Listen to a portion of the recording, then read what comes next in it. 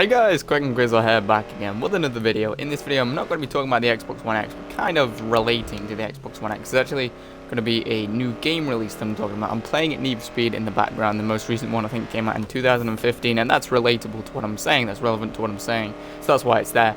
I'm going to be talking about the new Need for Speed and why I think it's going to do really well. This Need for Speed and the one before it, which I think was Need for Speed Rivals, came out on the last gen and current gen consoles. And the one before that, in fact, and the one before that, they all failed. Like, they all did really bad in terms of sales. They didn't really bring anything new to the series. Oh, the cops are after me. They didn't bring anything new to the series by way of like story. I mean, the story of this game and before, the Rivals, and then Need for Speed Most Wanted wasn't the one before that, and then the one before that was like ages ago. I think that was Need for Speed Undercover or something on like the last gen consoles, or maybe it was even longer than that. I don't know. But really, since Need for Speed Most Wanted on the I think PS2, I think it was. Yeah, I think it was. Since then, Need for Speed really took like a really big downturn, and there's no story in it anymore. In any of the the more current games. There's no story whatsoever. There is kind of in this one, but it's not that strong, and it's more like just annoying cutscenes that play at the worst time and have like pretty cringy script writing. It's not binding the story together well, and it really doesn't do any favors for the game, just in the way that it's built and the way that it's structured. It's like, if you haven't played this game, it's just like random phone calls that you'll be racing around with your friends, or trying to do a race, and just some random phone call will come in from like one of the characters, and it's so annoying. If you don't answer it, it just keeps on going. It's so goddamn annoying. I thought the phone calls in GTA 5 were bad. No, this is like super bad and super goddamn annoying. And other than that, the only story in this game is cutscenes and everything. So really, there was no, there's been no backbone to Need for Speed as a series for a long time. I remember Need for Speed, I think Underground, I think it was like I think that's what this game's kind of based on. Kind of a combination between Underground and Most Wanted, both on the last gen consoles. No, before the last gen consoles, PS2. At least I played both of those on PS2. Back then, I remember it having story. I was a kid back then, so I couldn't really appreciate that kind of thing. But it did have more story, it had more backbone to it. It just seemed like that was the racing game to play, and it had these wide open worlds and everything. Most Wanted did. I can't remember if Underground did. I think Underground did as well, which was a new thing, and it brought a bunch of new things to the table. But now games have evolved. You've got Forza, you've got I can't remember what the one. Gran Turismo on the PlayStation, you've got Drive Club. Obviously, they're not as expansive, or as sort of, in my opinion, as good as the Need for Speed series, but you've got a ton of them, and it's sort of evolved to a point. I was going to do a video on how I didn't think, racing games are really relevant anymore, but with the new Need for Speed Payback, they've actually proved me wrong, so I've completely switched the plan of this video around. I'm talking about Need for Speed Payback and why it's sort of, hopefully will reignite the flame in the Need for Speed series. And as I was saying, there's been no story, there's been no backbone, and there's really been no innovative sort of things being put into the Need for Speed series for a while. In Need for Speed Rivals, which came out I think in the same year that the Xbox One and PS4 came out, that's why it was on the last gen consoles, on the 360 and on the PS3, and also on the current gen consoles. Back then, with that game, they did well with the graphics. It was a massively better looking game than the previous game, which was Most Wanted on the last gen consoles. They did really well with the graphics. They did. It felt alright. It felt like a pretty good game to play. There wasn't any customization for cars, which was crappy and kind of breaks the thing that I think Need for Speed did really well on, which is customization. In the days of Most Wanted, I think it was the best in Most Wanted. On the PS2 and I think original Xbox. I think it was on Xbox 360 as well, maybe though. Well, there wasn't any customization in there, but it felt alright. Like racing and stuff, it felt alright. But there was actually sort of kind of like vehicle combat. You could do things like drop mines behind, like full combat army mines, but like like mines that would short out the power of a car behind you. You could drop, so if you were playing as the police, that was a big thing with that game. You could play as the police and as a racer, and it each had like separate sort of campaigns. I wouldn't say campaigns, but separate different missions, and it was pretty cool. And you could fight really against other cars. Combat, inter-vehicle combat was sort of encouraged there, and there was a lot of stuff you could do. You could use like shockwaves where you pulled up next to a car. Say if there's a car next to me now, you pull up next to it and activate shockwave, and it would send him flying into this wall here or something. It was really good. It was actually really fun, and I think that was really good. For some reason, it didn't take off that much, though. It wasn't super popular. I think it ran pretty badly on the PS4 and the Xbox One when it first launched, so it had a really rough start. I played it on the 360 though, and I thought it was pretty damn good. It was kind of innovative, but I don't think enough people agreed with me for it to really take off, because they didn't run with it in this game. You know, that was the last Need for Speed game. They didn't bring it through to this game, so maybe they just didn't want to run with it. And it was kind of, I can't remember that. I think, is it Ridge Racer? I can't remember if it's Ridge Racer or not. Oh no, Takedown, sorry. Not Takedown, Burnout Takedown. The Burnout games. It's kind of very similar to those. Like, that's what those were sort of built on, and it wasn't really that innovative. It was new for the Need for Speed games, but not that new for that, you know, for games in racing games in general. Because Burnout had done that, you know, probably, what, 3 or 4 games, put it into like 3 or 4 of the Burnout games, like 10 years ago, like 10 years before Rivals even came out. It's Need for Speed Rivals I'm talking about now that had all the shockwaves and stuff. So there hasn't really been any innovative new stuff. There wasn't any story, there wasn't really any characters that you cared about or that had any sort of significance or, you know, relevance at all. So it really, you know, it really died off, and it really, it makes sense that Need for Speed died off. It's not good that it did, but it's, you know, you can look at all the things that happened and be like, oh yeah, that makes sense, you know. But it's really cool. With Need for Speed Payback, I went on a big tangent there, so I'm sorry, but with Need for Speed Payback, I expected them to do just crap I thought they were going to do, like rehash this basically, but make the graphics a little bit better, make the world a little bit bigger, because I do not like the world in this game. It's good looking, it's a very good looking game, but it's not, the world is pretty damn small, and it's pretty damn sort of restricted, and it's always nighttime too, so you can't, it's cool and everything, but there's not that many like super good looking areas that you can explore, like say with Forza Horizon 3. That's got some amazing areas that you can explore.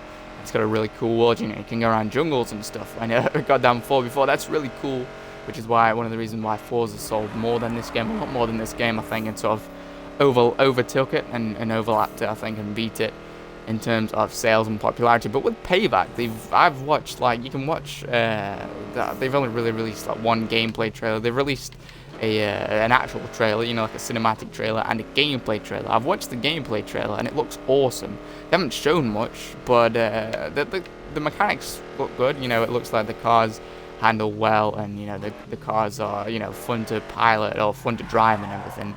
But what looks amazing and what looks actually really really interesting is the amount of story that they've put into it. They kind of made it like Fast and Furious, and some people will be like, oh, they're just ripping off the Fast and Furious films, but they kind of made it like that in the sense, what they show in that trailer, if you haven't seen it, is like stealing cars, like stealing some high-end cars in like a Mustang, like the one I'm driving now, but a newer one.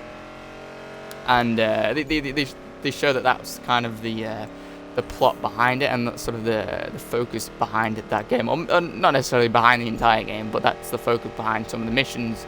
And you actually have characters now. You see characters here. There's no one driving this car. If you look into this car, oh well, there is. There's some like blank guy in this car. But the characters are so empty. You never see them outside of cutscenes. Really, they're only in cutscenes in this game. And in the previous game, in Need for Speed Rivals, there was nothing. There was literally there was nothing. There was nothing, like no characters whatsoever. It was just some very, very sort of sparse and bad voice acting. It wasn't that great. I'm getting wrecked in this race right now because I haven't done this car up at all. It's like factory. I haven't put anything in it, so I'm doing pretty badly, and it's pretty slow. I just love the look of this car. But yeah, the story of Need for Speed Payback looks awesome. It really does look awesome because it's there. There's actually story now. You see characters outside of the cutscenes now. I'm not sure you'll be able to like drive up to them next to them on the street and see the actual characters, but you can see them in the gameplay now, in the cars and everything. And they interact with, like, there's a bit where in the trailer they like jump, one of the characters is sat in the passenger seat and jumps out of the car and jumps onto this truck and like kind of tries to take over the truck and take over the car in the back of the truck, and it's really cool. It's really cool. We haven't seen that in Need for Speed for a long time. We've never even seen that in a Need for Speed game, but it's a really cool way of adding story to it. There's going to be a lot more backbone with Need for Speed Payback and a lot more story to it, and I think that's actually going to help them a lot, because with Forza Horizon, It has story and it has a pretty cool story and everything, but even with Forza Horizon, the story isn't the strong point necessarily. It's the world, and it's, you know, it's the stuff that you can do in the world and everything, which is good. And this might actually be a way that they can sort of claw back the crown on who leads the gaming, the racing gaming industry, kind of, if you get what I mean. They might be able to claw it back. Need for Speed and the EA, which are the publishers of Need for Speed now, obviously, they might be able to claw it back and sort of take control of the racing game sort of industry now, which is really cool. And I think with Need for Speed Payback, they're gonna be able to bring in a ton more people, because up until this game, really, and even on this game, I didn't really enjoy racing games anymore on the the current gen consoles or the next gen consoles. It's just they just weren't that sort of. They weren't that sort of, like I said, they didn't expand on anything. Even the, like, Forza Horizon 2, for example, I didn't enjoy that much because it didn't bring that much to the table. But Forza Horizon 3 and Need for Speed Payback seems to be bringing, these brand new things to the table. More story. It looks like a lot of action in Need for Speed Payback. It looks like a lot of action. It's sort of banging into, enemy cars or rival cars. Taking them out is encouraged, but it's not like Need for Speed Rivals, where it's basically just straight up burnout, burnout takedown, where you've got weapons and you can shoot goddamn mines out the back. It was cool. That was a cool sort of premise and idea, but it didn't fit Need for Speed. It didn't fit the sort of the plot behind Need for Speed, and it was kind of stupid when you think about it. Just like, I'm just gonna carry 4 military mines in the back of my vehicle to drop whenever I want. It seemed pretty stupid. It was cool and it was fun to play, but it didn't really make much sense. And they've sort of eased off on it. They've kept that sort of theme behind, like aggressive sort of combat or vehicle combat, but they haven't taken it all the way to where we've got goddamn missiles and nukes coming out the back of the cars and everything. Nukes stored in the hood, under the hood. You press a button, it comes out and destroys all of the rival cars. They haven't taken it that far, which is really cool, because it didn't fit the Need for Speed games. Need for Speed should be something different to that. So they've added car combat, but it's not forced. You don't actually have to fight against any other cars, but they've encouraged it, and it looks really sort of satisfying. Right now, I can I'll bang into this dude in the Mitsubishi. Yeah, it's cool and everything, but it's not that satisfying. There's not that much of an impact. It's cool, it's fun and everything, but it's not that fun. And I remember Need for Speed Rivals, the game before this, it was so bad, like actually crashing into other cars unless you use like an active. Because whenever you tried to crash into an enemy car and knock it off the road or anything, you would just end up going off the road. It did not phase them. You would just end up going off the road. The car physics were really dumb and really bad, and just really infuriating. With this, it's a little bit better, but certainly not as good as Need for Speed Payback, it seems to be. So it's really cool that they've done that with Need for Speed Payback, but not, like I said, not actively put weapons in the vehicles. The story looks pretty damn good. The graphics are really good.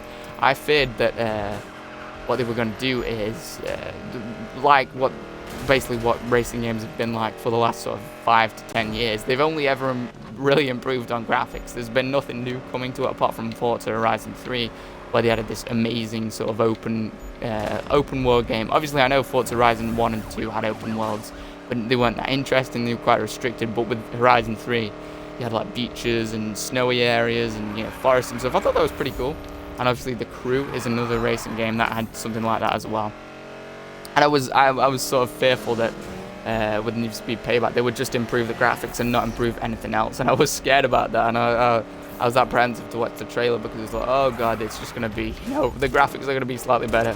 There's going to be slightly better looking reflections and stuff, and there's not going to be anything new to it. I was scared about that, but it doesn't seem like that is the case, which is really goddamn cool.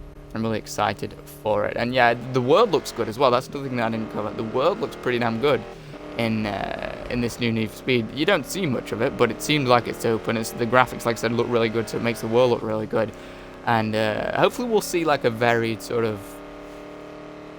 world, because here there's no varied world on this game. There's no varied world. It's very small. It's very, very small by design, and the only world you really see is sort of urban tunnels and everything. And it's cool, but it would be nice to see some countryside, maybe countryside roads. You can see tons of that in The Crew, which is actually a racing game that I actually quite like. And in The Crew, the map's pretty damn big, pretty damn massive. And there's you know, snowy areas, mountain areas, forest areas. I think you can't drive amongst the trees and stuff, but you can go in that general area, which I think is pretty damn cool. Hopefully they add something like that to Need for Speed Payback, and it's not just, you know, what they showed in the trailer, the gameplay trailer, was kind of like a deserty road, sort of like Vegas, Nevada or something, which is cool, but I hope that the game's not all of that. And I also hope that it's not like Need for Speed Rivals. Again, if you haven't played Need for Speed Rivals, came out I think in 2014 or 2013 on last gen and current gen consoles. The world on that was awful because it was tiny. You could literally say I'm in a snowy area now. I'm in the mountains now. Say all this world around me is mountains now. You could drive for 20 seconds and you'd be in the desert. You'd be in a goddamn desert. Like it was really small, really downsized. You had a variety of different environments, but the problem with that was they were next to each other. They were literally next to each other. You could drive down a hill for 10 seconds. You could, you know, start off in the snowy area, drive down a hill for 10 seconds, and then you'd end up being in like a desert, literally a dried up, you know, Vegas, Nevada type desert, or like Texas desert or something. It's really stupid and really crazy. It didn't make sense. But in the crew has a massive world, and you know, it makes more sense. It's more accurate, and you have to drive a little bit longer. You can see sort of the gradual change of weather and you know, environment there. Hopefully they take that sort of approach with Need for Speed Payback if they do plan on adding different environments to the game. And you know, all the baseline hope, the only hope I would have is that we don't end up with a sort of a very similar world like with this game, where it's not really you know, there's no variety to it, and you don't really get rewarded. It's not really pleasurable to just explore, really. It's just dark, dingy roads for all of it, which is cool. It does look cool, especially on, you know, Xbox One and PS4, PC. Takes advantage of those graphics and everything. It does look really good. But other than that, there's nothing. Like, once you drive around it once, you've sort of seen it all. See, look, I was here literally a second ago at this sort of stadium thing here. I'm trying to drive around and just keep this video entertaining in terms of the gameplay, and you can see how limited it is. And that's, you know, the world does get boring. So hopefully change that with Need for Speed Payback, or at least try and change it, hopefully, and aim for you know, an improved world. But anyway, that's going to do it for this video. I think I've rambled on enough. I think I've covered enough. I'm probably going to end the video and then realize that there's a ton more stuff I wish I'd said about Need for Speed Payback, but oh well, you know, there's nothing going to do about it. But if you enjoyed the video or find it interesting or enjoyable, leave a like. It would really help me out, and I'd really appreciate it. If you want to see any more of my videos, definitely stick around and subscribe. Anyway, thank you guys so much for watching, and I'll see you all in the next video.